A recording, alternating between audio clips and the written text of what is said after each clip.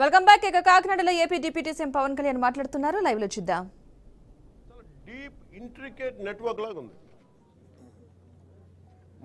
మన రాష్ట్రం. మీరు చూస్తే 40,000 టెరైన్ South America that from Colombia నుంచి వైజాగ్ పోర్ట్లో దొరికింది. వైజాగ్ పోర్ట్లో ఇది గంజాయికి అడ్డా అయిపోయింది ఆంధ్రప్రదేశ్. నేను లోపలికి వెళ్ళి మాట్లాడి పైకి ఎక్కాలి అంటే తిప్పుతున్నారు, అక్కడే తిప్పుతున్నారు, వెళ్ళనివ్వట్ల. నాకు ఎంత ఆశ్చర్యం అనిపించిందంటే నేను వెళ్ళి కూర్చొని మాట్లాడుతూ ఉంటే మీకు చెప్పా, you will have consequences for this అని చెప్పి. నేను మీకు తర్వాత వీడియోస్ కూడా మీకు రిలీజ్ చేస్తాను.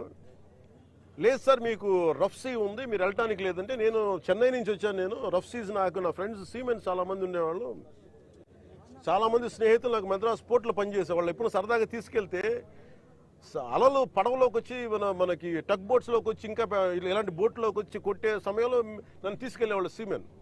నాకు చాలా ఆశ్చర్యం అనిపించింది. అలాగే సార్ వింటున్నా వీళ్ళు కథలు ఏం చెప్తాను. అలా వింటా ఉంటే మళ్ళీ పక్క ఎదురుగా షిప్లో ఈ చిన్న బోట్లు వేసుకొని మనకి ఈ టైర్లు కట్టుకొని ఒక 2 పెట్టుకొని వాళ్ళకి దింపుకుంటా మన ఎగుమతి చేసుకుంటా ఉన్నారు. నేను వాళ్ళు చూపించాను. You are doing it in very obvious way. మీ సీఈఓ ఎవరు? ఏదో సీఈఓ పేరు చెప్పారు. దీనికి ఓనర్ ఎవరు? ఆ సీఈఓ లేడు ఇక్కడ. ఓనర్ ఎవరు అంటే ఇద్దరు పేర్లు చెప్పారు. వన్ ఈజ్ ఏదో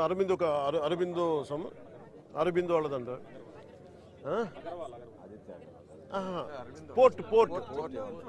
పోర్ట్ ఎవరి కంట్రోల్లో ఉంది?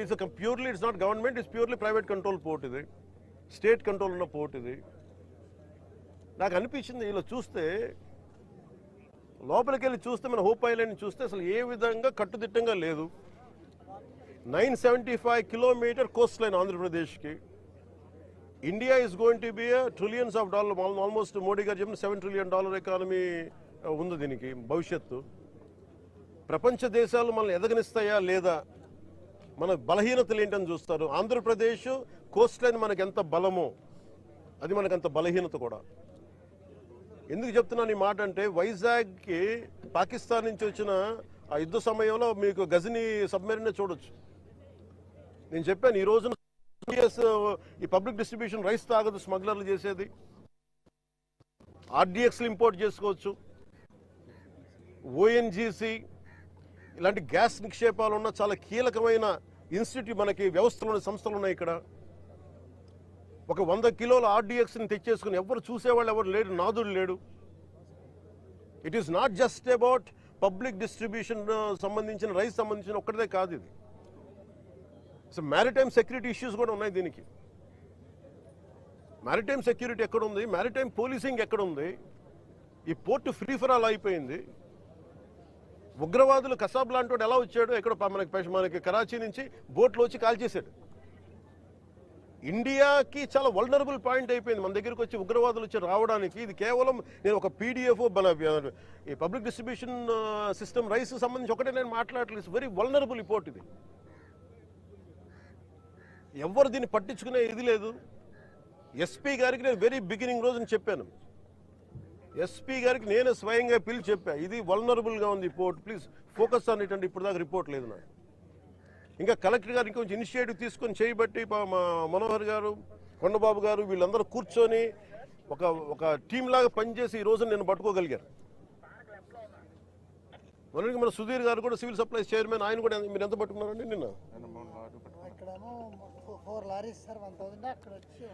ఇప్పుడు ఇది సమస్య ఎక్కడుందంటే, first public distribution system rice నిజంగా బిలో పవర్టీ లైన్లో ఉన్న వాళ్ళకి కనీసం వాళ్ళకి అవసరానికి తిండి కానీ ఇవన్నీ అందించడం, బియ్యం. అలాగే రైతుకి వాళ్ళకి స్థిరీకరణ, వాళ్ళకి స్టెబిలిటీ ఇవ్వడానికి, గిట్టుబాటు ధర ఇవ్వడానికి ప్రభుత్వం కొనే విధానం ఇది. దీనిని దాదాపు 43 రూపాయలు ఖర్చు అవుతుంది, 43 రూపాయల 50 పైసలు ఖర్చు అవుతుంది ఒక్కొక్క కిలోకి. అది గవర్నమెంట్ సబ్సిడైజ్డ్ ప్రైస్ తోటి 2 రూపాయలు జీరో. మొన్నదాకా రూపాయి 2 రూపాయలు ఉంటే ఇప్పుడు అది కూడా లేదు, పూర్తి అసలు జీరో. వీళ్ళు 1300 వ్యాన్లు ఏవో పెట్టేసి గత ప్రభుత్వం ఇదివరకన్నా వెళ్ళి రేషన్ షాప్ డీలర్ దగ్గరికి పంపించేవాళ్ళేమో, కానీ ఈ ప్రభుత్వం వచ్చాక ఇప్పుడు ఏమైపోయింది, ఆ ration direct vans has become బస్తాలు వేసుకురావడం పంపించేయడం, ఆ లబ్ధిదారులకే 300 రూపాయలు ఇవ్వడం. ఇది ఏమైపోయింది, ఇది అందరికి ఒక ఆలవాలం అయిపోయింది, సోర్స్ ఆఫ్ ఇన్కమ్ అయిపోయింది. కొన్ని వేల కోట్లు దీని నుంచి వెళ్ళిపోతూ ఉన్నాయి. దారుణంగా ఆఫ్రికా దేశాల్లో దీన్ని 70 రూపాయలకి అమ్ముతారు. ఇందులో ఎవ్వరు చేసింది ఏం లేదు. 70 రూపాయలకి 73 రూపాయలకి అమ్ముతారు కేజీ. నాకు నిజంగా అనిపించింది ఏంటంటే, నిజంగా మనం ఈరోజు ప్రధానమంత్రి గారు చేసే ఈ విదేశాంగ విధానంలో మనం 70 రూపాయలు కానీ ఆఫ్రికా దేశాలకి ఇవన్నీ మనకి ఇట్లాంటి తప్పులు జరగకుండా ఉంటే కనీసం 43 రూపాయలకి ఇస్తే మనం దేశ పరపతి పెరుగుద్ది. మనకి అన్యాయంగా అకారణంగా స్మగ్లర్ల చేతిలోకి వెళ్ళిపోతుంది. వీళ్ళకి ఎంత ధైర్యం అంటే వీళ్ళందరికీ కూర్చోబెట్టి కోర్టులకు వెళ్తారు.